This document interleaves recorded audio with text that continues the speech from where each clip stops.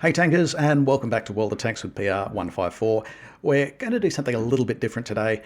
This is probably more a video suited to Arty players and Arty enthusiasts, so if that's not you, I certainly wouldn't hold it against you for moving along. But I try to keep across a lot of different groups in the Facebookosphere, and one of those groups is the WoT Arty Noobs. It's sort of set up as a support group for artillery mains, and obviously for people that play more than just artillery. But look, it's a very helpful group. You've got artillery players of all persuasions that are sort of there trying to offer each other support and tips and tricks. And obviously artillery as a class has had a lot of different changes to negotiate since version 0.9.18, where they traded this awesome destructive potential for reduced damage potential, but they could stun, and their gun handling was a hell of a lot better. And now I've had version 1.13 come in, where it's there's a few more tools available to players to counter artillery. Traces are brighter, counter battery is not such a thing, and there's a new selection of ammunition that takes a little bit of getting used to. But in any case, it's if you are an Arty enthusiast, WoT Arty Noobs is a brilliant group for you, and you should get in on it.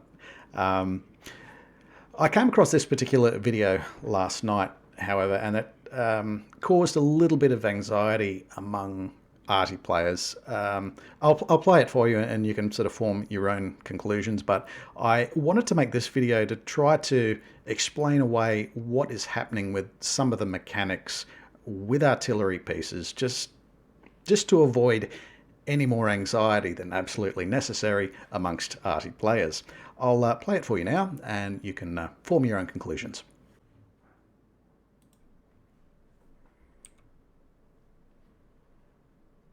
Okay, here is the phenomenon that I've been discussing on the board.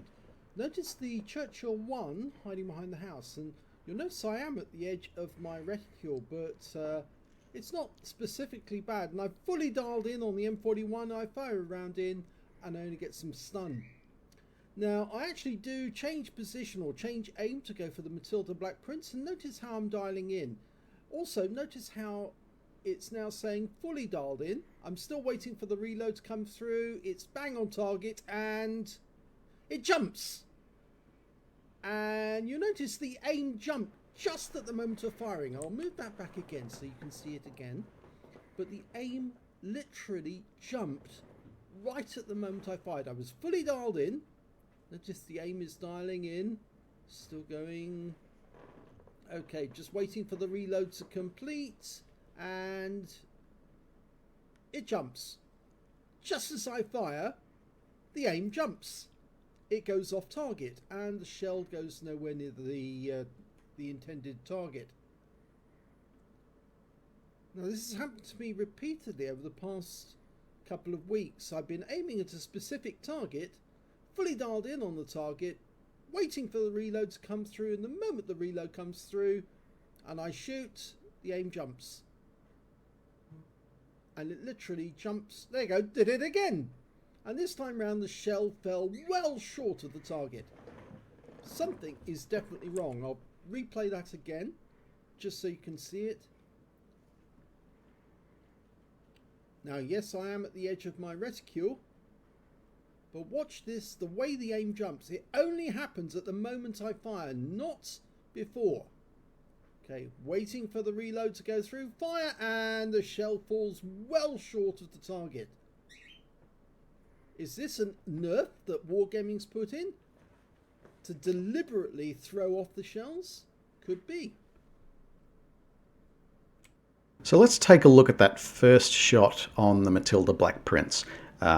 We can see we're aiming very carefully, the cursor isn't moving, but notice the aim point is actually over that sign.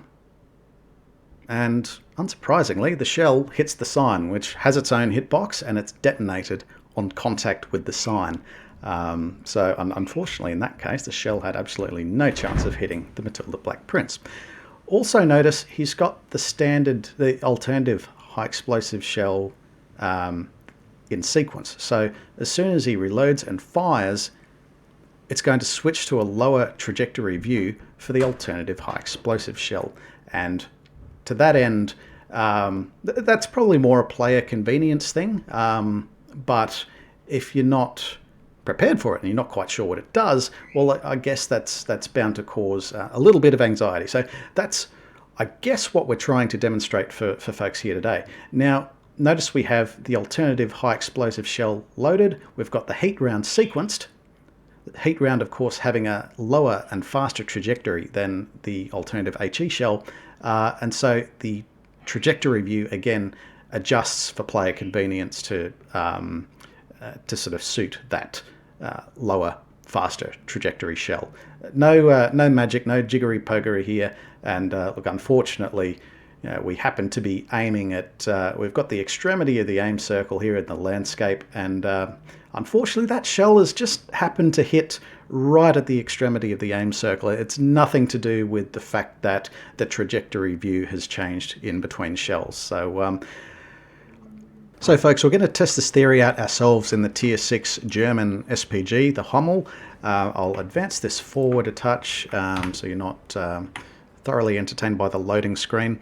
So you can see at the moment we've got the standard high explosive shell loaded. We are indexing the alternative high explosive shell, which has a flatter but faster trajectory. So what we're going to see after the first shell released, we're going to see our trajectory drop.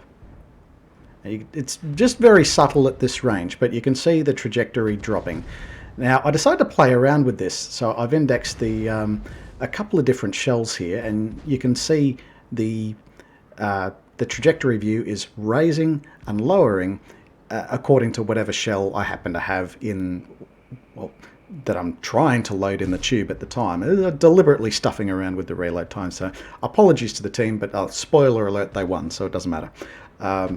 So we've got the standard high explosive shell loaded again. We're going to do this again. The alternative shell is being indexed as the next round. So when we release the shell, we drop.